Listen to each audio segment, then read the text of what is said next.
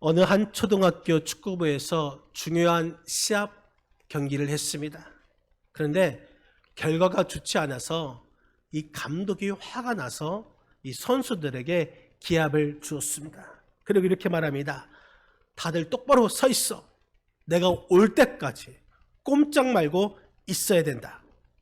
그렇게 말을 하고는 자신의 볼일을 보려고 나가는데 아이들에게 벌을 세운 것을 잊어버리고 바로 퇴근을 해버린 것입니다.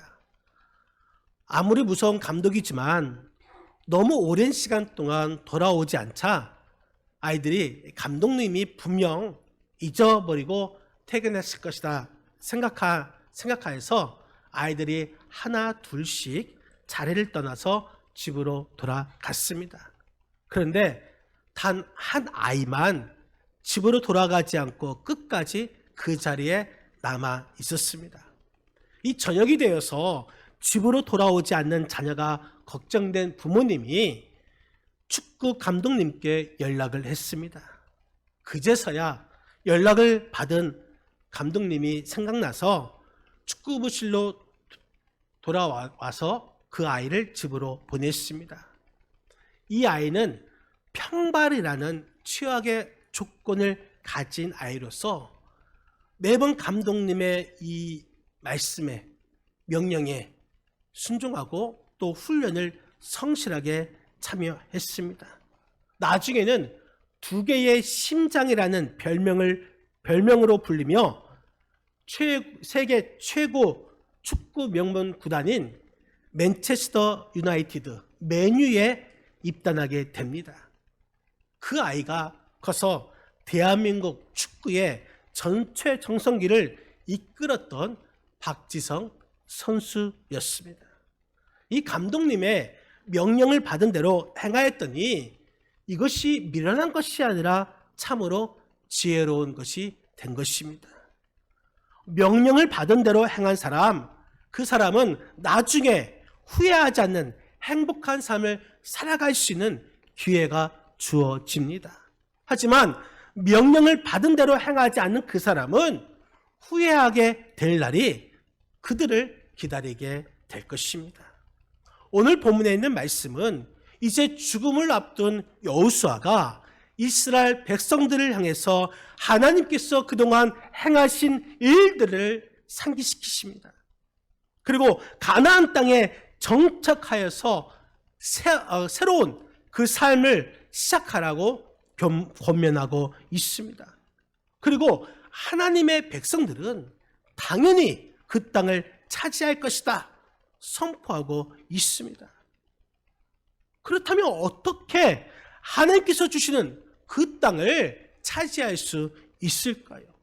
그 땅은 가나안 땅이고 그 땅은 축복의 땅입니다. 우리도 그 땅을 반드시 하나님의 자녀이기 때문에 차지해야 할 것입니다. 그러기 위해서 그 땅을 차지하기 위해서는 먼저 하나님의 약속의 말씀을 믿어야 하는 것입니다. 오늘 본문 4절 말씀, 우리 4절을 같이 한번 읽겠습니다. 4절입니다. 보라, 내가 요단에서부터 해 지는 쪽 대해까지에 남아있는 나라들과 이미 멸한 모든 나라를 내가 너희를 위하여 제비 뽑아 너희의 지파에게 기업이 되게 하였느니라. 너희의 지파에게 기업이 되게 하였느니라. 기업이 되게 하였느니라. 하나님의 약속의 그 땅을 분배하여 준다라는 의미인 것입니다. 하나님께서 주신 약속은 그들에게 주신 기업을 가리키고 있는 것입니다. 그런데 땅은 이미 다 분배하였습니다. 하지만 그곳은 아직도 가나안 원주민들이 살아 있습니다. 그 가나안 원주민들을 쫓아낸 것은 아니었습니다. 여호수아는 자신이 죽더라도 이스라엘 백성들에게 그 땅을 차지하라 이렇게 명령하고 있습니다. 왜 그렇습니까? 그 땅은 하나님께서 주신 약속의 땅이기 때문에 반드시 차지하라 명령하고 있는 것입니다. 그 땅은 하나님께서 약속하신 축복의 땅이고 그래서 우리는 반드시 그 땅을 차지해야 하는 줄 여러분 믿으시기를 바랍니다. 대통령이나 국회의원 또 시도지사 이 선거가 있을 때마다 그 후보자들은 그 선거에 앞서 공약을 내세웁니다. 이 공약이라는 것은 말 그대로 선거에 입후보한 그 사람들이 내가 어떤 일을 하겠다 하면서 대중에게 한 약속, 공적으로 한 약속을 뜻하는 말입니다. 물론 당선된 이후에 그 약속을 잘 지키는 당선자도 있지만 대부분의 사람들이 그 약속을 지키지 못하는 경우가 많이 있습니다. 그래서 이 공약을 공적인 일, 이 공짜 쓴 것이 아니라 비어있는 이 빌공짜를 씁니다. 그래서 비어있는 약속이라는 그런 뜻을 갖게 된 것이죠. 공약이 공적으로 이루어질 그 약속이 아닌 빌공짜를 써서 공약이 되는 그 이유가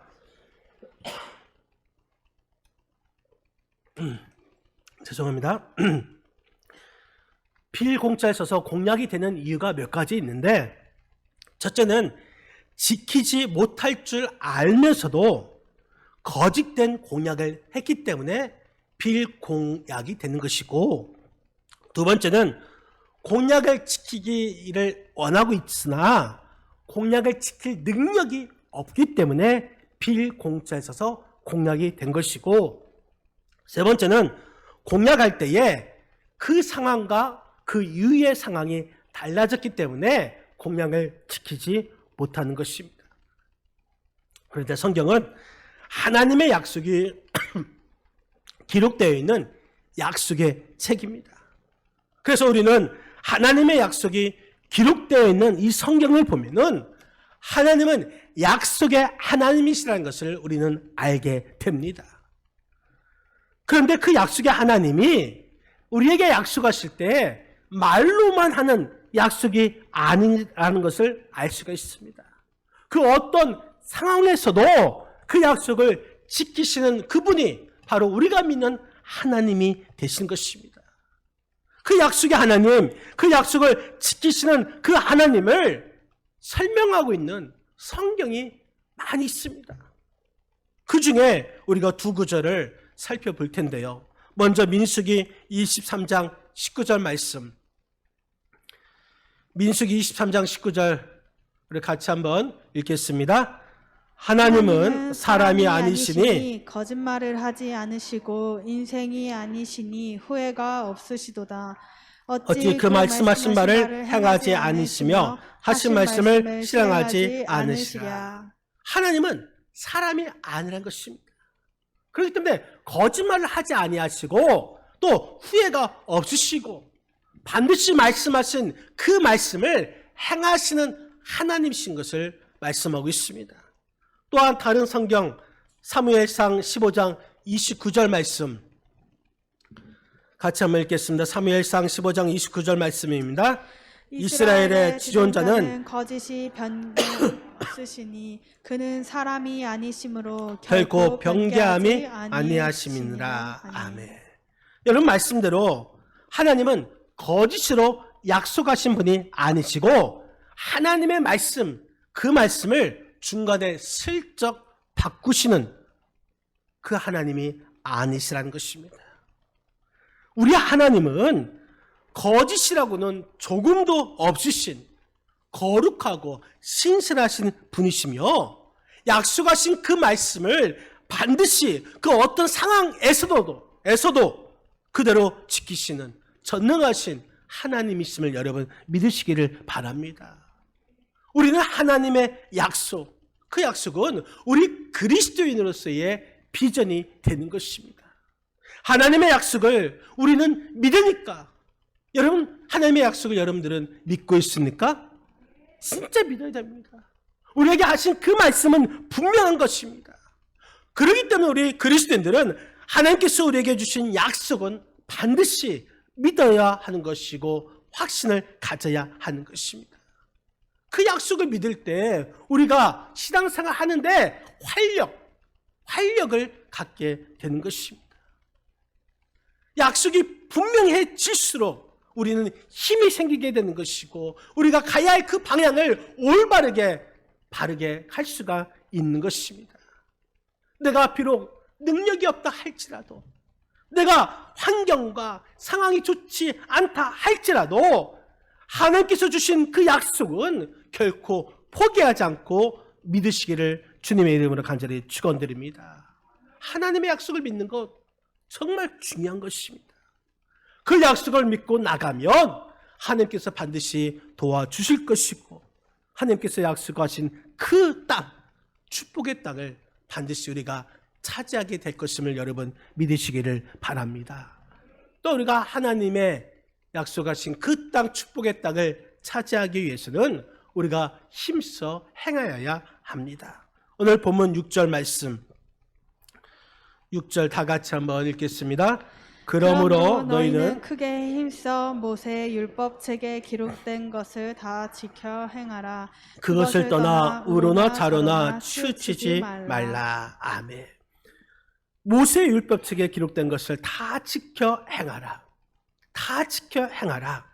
그것은 말씀에 유의하는 그런 태도를 의미하고 있습니다. 여러분, 적당하게 지키라, 이것이 아닙니다. 우리가 그 말씀을 지켜하되 이루고도 남을 정도로 힘써 행하여야 한다는 것입니다. 지속적으로 성취 가능하도록 그 일을 행하여야 하는 것입니다. 미국의 자동차 판매 왕이라고 불리는 조 지라드라는 자가 있습니다. 그가 12년 동안 연속해서 자동차 판매 왕으로서 기네스북에 등재되었고 15년간 13,000대를 그 계약을 성사시켰습니다. 놀랍지도 않죠. 13,000대. 1년에 약간 1,000대 못 정도 판 것입니다. 13,000대 한 대 팔아갖고 10만 원만 남겨도 130억이라는 것입니다. 그래도 놀라지도 않군요. 네. 엄청난 것입니다. 이 자동차, 이 세일즈 계통에서 정말 신화적인 실적으로 전해지는 그런 기록이 된 것이죠. 하지만 이 조 제라드라는 이 자가 성공하기까지 많은 시련이 있었습니다. 그가 35세까지 스스로 인생의 낙오자라고 고백하였습니다. 이 고등학교 중퇴에 변변한 직업이 없어서 이 40여 군데의 회사에 들어갔으나 여러 군데에서 다 쫓겨났습니다. 결국 인생의 나락에서 선택한 마지막 그 길이 자동차 판매, 세일즈였습니다. 초기에는 아무런 실적이 없어서 힘든 날을 계속 보냈습니다. 그러던 어느 날 이 친척 집에 결혼식이 있어서 그 결혼식에 갔더니 그곳에서 인간관계의 그것을 깨달았습니다. 결혼식 하계 수를 보니까 대략 한 250명 정도였습니다. 또 장례식에 갔더니 장례식의 그 조문객 수도 약 250명가량 온 것이었습니다. 이것을 확인한 후에 확신을 갖게 됩니다. 사람과의 관계는 평균 250명 정도로 네트워크 되어 있구나, 연결되어 있구나. 그래서 그가 이 성공 철학 1대 250의 법칙을 만들게 됩니다. 한 사람의 신뢰를 얻으면 250명의 잠재 고객을 얻게 되는 것이고, 한 사람에게 신뢰를 잃게 되면 250명을 잃게 된다는 법칙인 것입니다. 그래서 한 명을 대할 때마다 250명을 대하듯이 정성을 쏟은 것입니다. 이 조 제라드, 이 사람은 그렇게 해서 자동차 판매 왕이 되고 난 뒤에 이렇게 그가 말을 합니다. 나는 심각한 말 더듬이로 말을 잘하지 못했습니다. 그래서 자동차를 팔려고 하지 않았습니다. 다만 고객을 위해 무엇을 할 것인가를 생각했습니다. 세일즈는 아무리 많은 정보를 전달하여도 상대의 말이나 마음을 듣지 못한다면 실패합니다. 나는 차를 구입한 고객들에게 관심을 기울였습니다. 그리고 고객에게 집중했습니다. 여러분, 고객에게 집중하십시오. 최선을 다하십시오. 내가 판매왕이 된 것은 오로지 그것뿐이었습니다. 그가 이렇게 차를 판매하고 난 후에 더욱 신경을 써서 고객 관리를 했다고 합니다. 그가 많은 기업으로부터 너부코를 받았을 때 유명한 강사가 되어서 이런 말을 했습니다. 성공으로 가는 엘리베이터는 고장입니다. 당신은 계단을 이용해야 합니다. 절망하지 말고 최선을 다하십시오. 성공으로 가는 엘리베이터, 그것은 고장 없다는 것입니다. 갑자기 만들어진 그 성공은 없는 것입니다. 적당히 하면 되겠지. 여러분, 적당히 하면 평범한 것도 될 수가 없는 것입니다. 최선을 다해서 힘써야 하는 것입니다. 하나님의 말씀도 적당히 지키는 것이 아닌 것입니다. 우리가 힘써 지켜 행해야만 하는 것입니다. 여러분, 가나안 땅을 정복하는 것, 그것이 가만히 있으면 되는 것이 아니었습니다. 가나안 땅을 정복하는 것, 우연히 되는 것도 아닌 것입니다.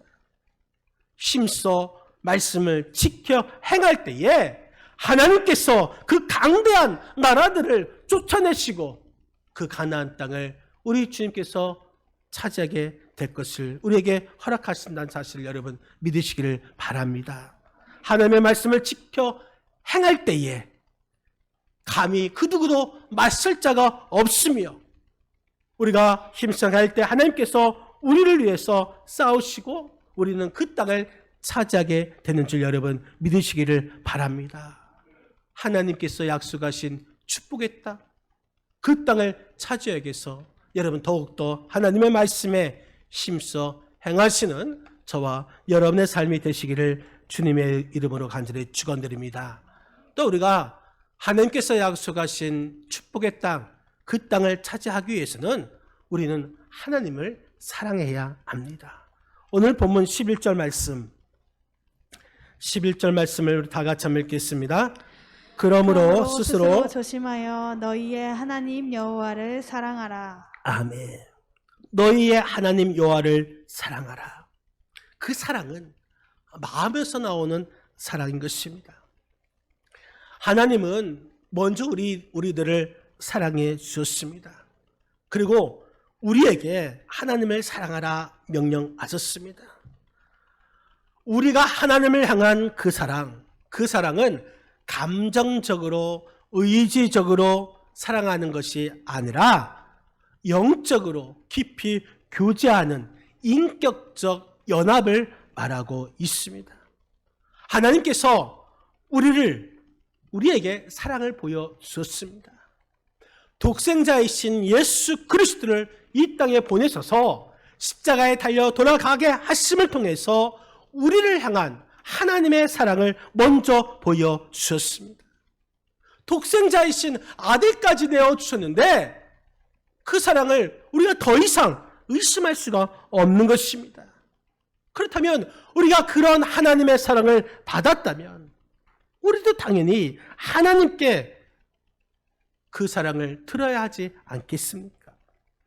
하나님은 하나님을 사랑하는 자, 그자에게 복을 베풀어 주시는 분이십니다. 여러분, 우리가 왜 하나님의 복을 받지 못하는 이유가 무엇일까요? 답은 의외로 간단합니다. 우리가 하나님을 진정으로 사랑하지 않기 때문인 것입니다.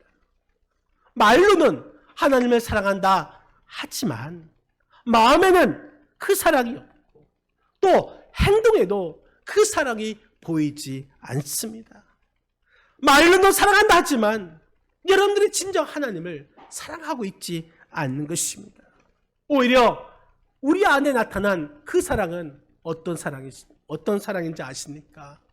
바로 자기의 사랑인 것입니다. 자기 사랑이 먼저인 것이죠. 여러분, 그러나 자기 사랑이 먼저가 아닙니다. 성경은 먼저 하나님을 사랑하라 말씀하고 있습니다. 알버트 스바이처 박사가 우리 인간에게는 행복을 위한 세 가지 조건이 있다고 말을 했습니다. 첫 번째 조건은 내가 해야 할 일이 있다는 것, 그 일이 있음을 통해서 인간은 행복해지는 것이고, 두 번째는 내가 바라는 것, 소망이 있죠, 호프죠. 바라는 것이 있으면 행복한 것이고, 세 번째가 내가 사랑할 대상이 있다라는 것, 그 사람은 행복하다는 것입니다. 여러분, 분명한 것은 사랑의 대상이 있는 사람은 행복한 사람인 것입니다. 내가 사랑을 받지 못하는 것, 그것도 큰 불행이라고 말을 하지만, 그보다 더 큰 불행은 내가 사랑할 대상이 없다는 것입니다.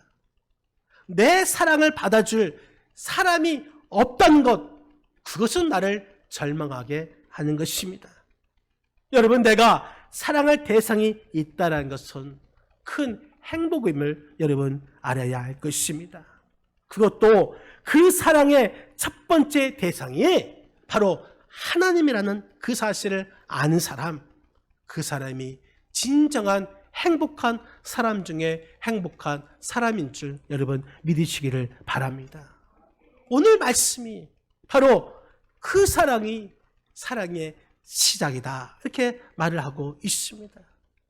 우리 신앙의 출발, 이것은 하나님을 사랑하는 것에서부터 시작되는 것입니다. 아우구스티누스라는 자가 이런 말을 했습니다. 인간은 알고 있는 것에 의하여 평가되는 것이 아니라 그가 사랑하는 것에 따라서 평가되어야 한다. 여러분, 왜 그렇습니까? 사랑하게 되면 그 사랑하는 것을 따라가게 되는 것이고, 또한 사랑하는 것에 모든 것을 바치기 때문인 것입니다. 그래서 내가 무엇을 사랑하느냐, 그것을 따라서 그의 평가를 하는 아주 중요한 기준이 되는 것입니다. 자기를 사랑하는 사람, 결국 자기의 욕심과 자기의 탐욕에 빠지게 됩니다. 돈을 사랑하는 사람, 그 돈 때문에 죄를 짓게 됩니다. 명예를 사랑하고 권세를 사랑하는 사람, 그것 때문에 불법을 일으키고 또한 비리에 빠지게 되는 것입니다. 그러면 우리는 무엇을 사랑해야 할까요? 우리는 오직 하나님, 그 하나님을 사랑해야 되는 줄 여러분 믿으시기를 바랍니다. 하나님을 사랑하는 것, 이것이 우리의 신앙의 출발인 것을 우리가 알고서 그리스도인이라면, 우리가 신앙인이라면 마땅히 하나님을 사랑하는 그 마음이 우선시 되어야 하는 것입니다. 하나님을 사랑하는 마음이 없으면서 여러분 신앙생활 한다고 하는 그 사람, 그것은 거짓입니다. 교회는 다닌다 하면서도 하나님을 사랑하지 않는다면 그것은 거짓 신자인 것입니다.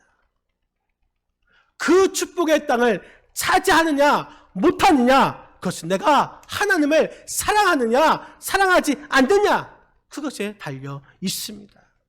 내가 부자로 사든 가난한 삶을 살든 건강하게 살든 병든 자로 살든, 내가 권력이 있든 없든, 내가 지식이 있든 없든, 내게 주어진 그 땅을 차지할 수 있는 비결은 바로 하나님을 사랑하는 것입니다.